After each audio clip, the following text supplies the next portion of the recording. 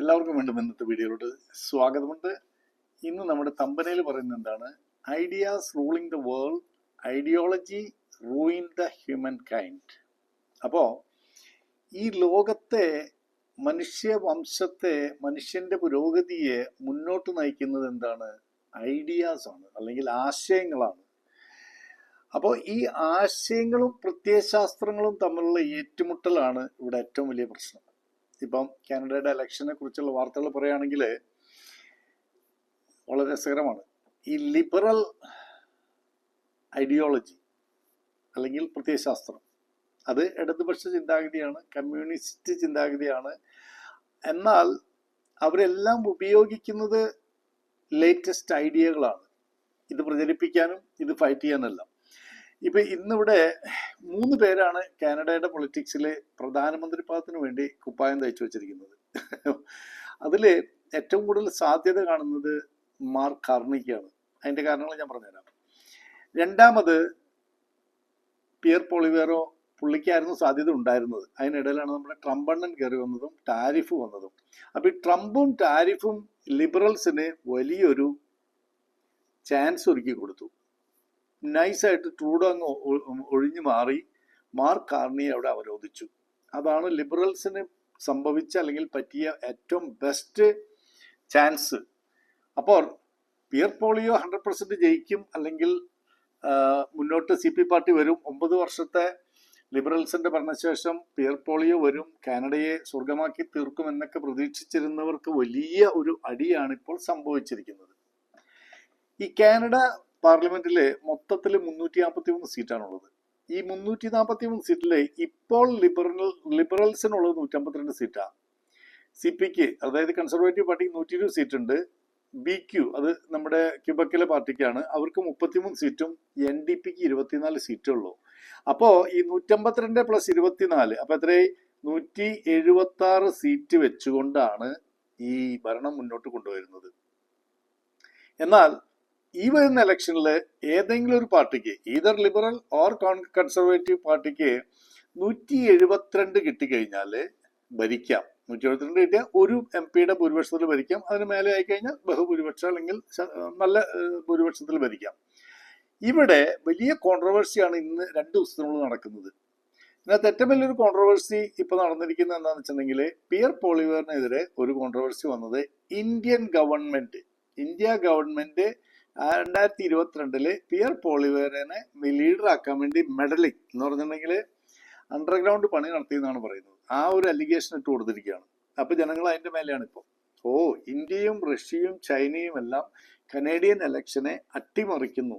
എനിക്ക് മനസ്സിലാവുന്നില്ല. പക്ഷേ അവർ പറയുന്നത് പലതരത്തില് AI കമ്മ്യൂണിറ്റിയിൽ പ്രശ്നങ്ങൾ ഉണ്ടാക്കുന്നു, അങ്ങനെ പലതരത്തിലുള്ള മാനിപ്പുലേഷൻസ് നടത്തിക്കൊണ്ട് ഇലക്ഷൻ അട്ടിമറിക്കും എന്നാണ് ഇപ്പോഴത്തെ ഒരു ഇത്.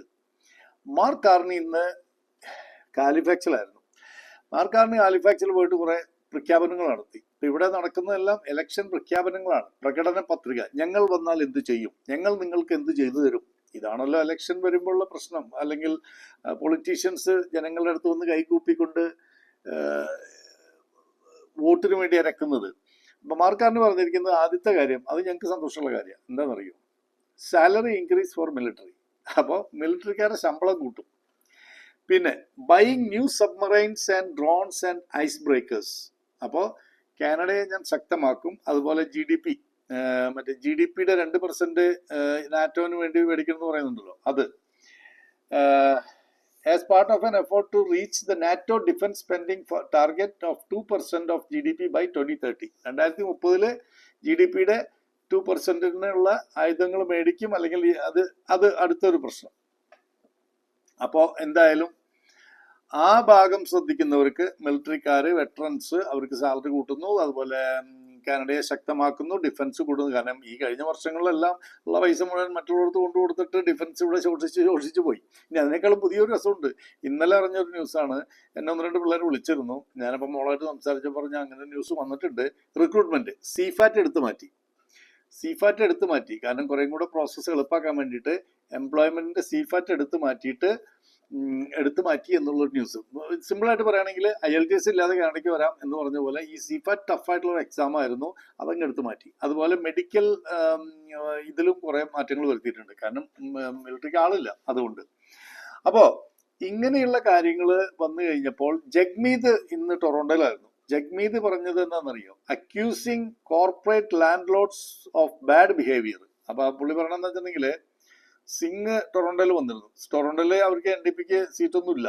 അപ്പൊ പുള്ളി അവിടെ വന്നിട്ട് പറഞ്ഞിരിക്കുന്നതെന്ന് വെച്ചിട്ടുണ്ടെങ്കിൽ ഈ കോർപ്പറേറ്റ് ലാൻഡ് ലോഡ്സ് വലിയ വലിയ അപ്പാർട്ട്മെന്റുകൾ മേടിച്ചു കൂട്ടിയിട്ട് ഭയങ്കരമായിട്ട് റെന്റ് മേടിക്കുകയാണ്, സാധാരണക്കാരനായിട്ട് കഷ്ടപ്പെടുത്തുകയാണെന്നുള്ളത്. അതാണ് പുള്ളിയുടെ ഇത്. ഓക്കെ, അപ്പൊ അത് കഴിഞ്ഞു. അപ്പൊ അങ്ങനെ പിന്നെ ആരായിരുന്നു? പിയർ പോളിവർ എന്ന് എവിടെയായിരുന്നു? സ്റ്റോണി ക്രീക്കിലായിരുന്നു. അവിടെ വെച്ചിട്ട് പുള്ളിക്കാരൻ പറഞ്ഞത് ഇങ്ങനെയാണ്, ഞാൻ ട്രംപിനെതിരെ ടഫായിട്ട് നിൽക്കുമെന്നുള്ളതാണ്. അങ്ങനെയൊക്കെ ഇരിക്കുമ്പോഴാണ് മറ്റൊരു കോൺട്രവേഴ്സി വന്നത് ആൽബർട്ടയിൽ നിന്ന്. ആൽബർട്ട പ്രോവിൻസിന്റെ പ്രീമിയർ ഡാനിയല സ്മിത്ത് എന്ന് പറഞ്ഞൊരു ലേഡിയാണ്. 53 വയസ്സുണ്ട്. അവർക്ക് ഉക്രൈനിയൻ പാരമ്പര്യമുണ്ട്. 1913-15 കാലഘട്ടങ്ങളിൽ ഉക്രൈനിൽ നിന്ന് വന്ന കുടുംബമാണ് ഡാനിയൽ സ്മിത്തിൻ്റെത്. പുള്ളിക്കാരി 2014 CP പാർട്ടിയിൽ കയറുന്നത്. എന്ന് പറഞ്ഞാൽ 11 വർഷമായിട്ടുള്ളൂ. 14-24-25 വർഷം. വിൽഡ്രോസ് എന്ന് പറഞ്ഞൊരു പാർട്ടി ഉണ്ടായിരുന്നു ആൽബർട്ടയിൽ. അതിലായിരുന്നു പുള്ളിക്കാർ വർക്ക് ചെയ്തിരുന്നതും. അതിലെ ഒരു 18 MLA ചേർന്ന് crossing the floor and join the PC party in 2014. അപ്പോൾ കൂറുമാറ്റം നടത്തി PCയിലോട്ട് വന്നു. ജെയ്സൺ കെനിക്ക് ശേഷം ആൽബർട്ടയുടെ പ്രീമിയറായി. പക്ഷെ പുള്ളിക്കാരിക്ക് ചില പ്ലാൻ ഉണ്ട്. ആൽബർട്ടയെ കുറിച്ച് സ്പെസിഫിക് പ്ലാനും പദ്ധതിയെല്ലാം ഉണ്ട്. കാനഡ പെൻഷൻ പ്ലാനിൽ നിന്ന് മാറിയിട്ട് ആൽബർട്ട പെൻഷൻ പ്ലാൻ ഉണ്ടാക്കാനുള്ള പദ്ധതിയുണ്ട്. അതുപോലെ ഒരുപാട് ആൽബർട്ട സോവറൈൻ ആക്ട് എന്നൊക്കെ പറഞ്ഞ ഒരുപാട് പ്ലാനും പദ്ധതിയുള്ള ഒരു നേതാവാണ് പുള്ളിക്കാരി. ഇനി പുള്ളിക്കാരി പറഞ്ഞ കാര്യത്തിൽ വളരെ വലിയൊരു സത്യമുണ്ട്. ഞാൻ അതിനോട് യോജിക്കുകയും അതിനെതിരെ പലരും പുള്ളിക്കാരെ വിമർശിക്കുന്നുണ്ട്. കാരണം ആൽബർട്ടയിൽ എത്ര സീറ്റാണെന്നറിയാം? ആൽബർട്ടയിലെ മൊത്തം സീറ്റ് 34 ആണെങ്കിൽ 30 സീറ്റും CP പാർട്ടിക്കാണ്. വെറും 2 സീറ്റേ ലിബറൽസിനുള്ളൂ. പുള്ളിക്കാരി പറഞ്ഞ ഒറ്റ കാര്യത്തിലേ ഉള്ളൂ, ഏപ്രിൽ 2 അടുത്ത ടാരിഫ് ട്രംപ് ഡിക്ലെയർ ചെയ്യുന്നത്. അതിന് മുന്നേ പറഞ്ഞിരുന്നു, അത് നീട്ടി. ഇപ്പൊ April 2 final cut off time കൊടുത്തിരിക്കുന്നത്. കനേഡിയൻ ഇലക്ഷൻ എപ്പോഴാണ്? ഏപ്രിൽ 28. അപ്പൊ 26 ദിവസമുണ്ട്. ഒരു 3-21, അതായത് ഒരു 3 ആഴ്ച സമയമുണ്ട്. ആ ടാരിഫ് വരുമ്പോൾ അത് വടിയാക്കിക്കൊണ്ട് മാർക്ക് കാർണി വിജയം കൊയ്യാൻ നോക്കുകയാണ്. മനസ്സിലായില്ലേ? അതായത് ഏപ്രിൽ 2 ട്രംപ് ടാരിഫ് പ്രഖ്യാപിക്കുന്നു. അപ്പോൾ അത് പ്രഖ്യാപിക്കുമ്പോൾ അതിനെ റിറ്റാലിയേറ്റ് ചെയ്തുകൊണ്ട് മാർക്ക് കാർണി ഇവിടെ വലിയ അഭ്യാസങ്ങൾ നടത്തും, കനേഡിയൻസിനെ കയ്യിലെടുക്കാൻ വേണ്ടി. ഞാനിതാ ട്രംപിനെതിരെ അല്ലെങ്കിൽ അമേരിക്കക്കെതിരെ ടാരിഫ്, കണ്ണിന് കണ്ണ്, പല്ലിന് പല്ല്, ടിറ്റ് ഫോർ ടാറ്റ് ഞാൻ ചെയ്യുമെന്ന് പറയുമ്പോൾ പുള്ളിക്ക് ഭയങ്കരമായിട്ട്, കാരണം പുള്ളി ഓൾറെഡി പ്രൈം മിനിസ്റ്റർ ആണ്, പല ഓഫറുകളും ജനങ്ങൾക്ക് കൊടുക്കാൻ സാധിക്കും. അപ്പോൾ അതുകൊണ്ടാണ് ഡാനിയൽ സ്മിത്ത് പറഞ്ഞത്, വെയിറ്റ്. ട്രംപ് അഡ്മിനിസ്ട്രേഷനോട് ഡാനിയൽ സ്മിത്ത് പറഞ്ഞെന്നാ പറയുന്നത്, hold until Canada's federal election. അത് 100% ശരിയാണ്. അതിന് ആർക്കും കുറ്റം പറയാൻ പറ്റില്ല. കാരണം ഇപ്പോൾ ലിബറൽ പാർട്ടിക്ക് ഉണ്ടായ ഈ ഒരു ഹൈക്ക് എന്തുകൊണ്ടാണ്? ജസ്റ്റിൻ ട്രൂഡോ ഇറങ്ങിയത് നമ്പർ 1, മാർക്ക് കാർണിയെ അവരോധിച്ചത് നമ്പർ 2, ട്രംപിന്റെ ടാരിഫും US-ന്റെ 51ാമത് സ്റ്റേറ്റ് ആക്കുന്നുള്ള ത്രെട്ടും.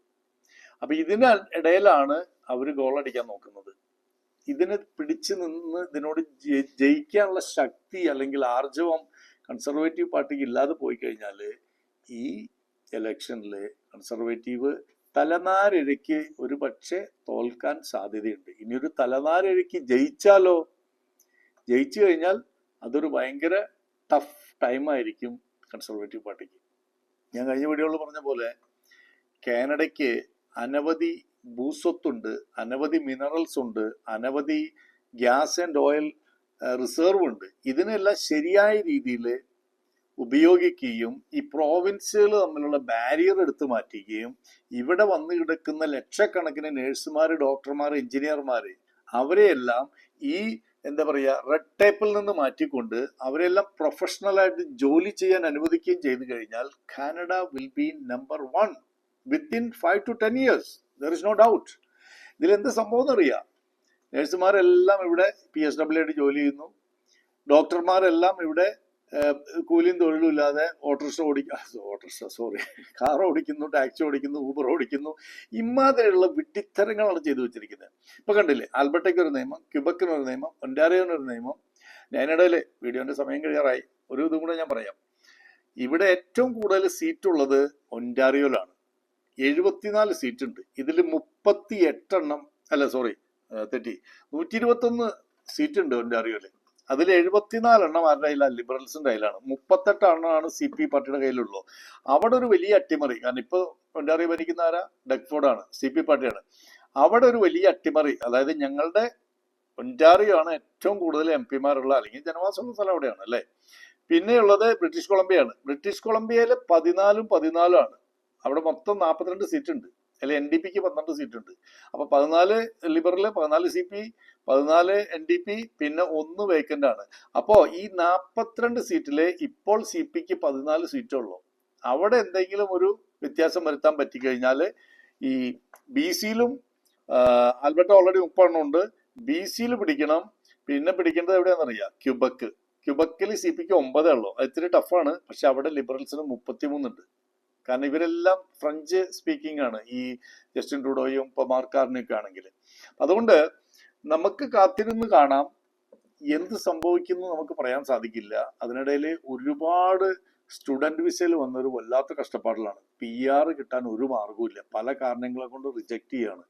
അപ്പോൾ ഈ ഭരണം ആര് വരും, അവരെന്ത് തീരുമാനം എടുക്കും, അതൊക്കെ ഒന്ന് ശാന്തമായതിനു ശേഷമാണ് പിന്നീട് ഇതിലോട്ട് ഇവരൊക്കെ ശ്രദ്ധിക്കുള്ളൂ.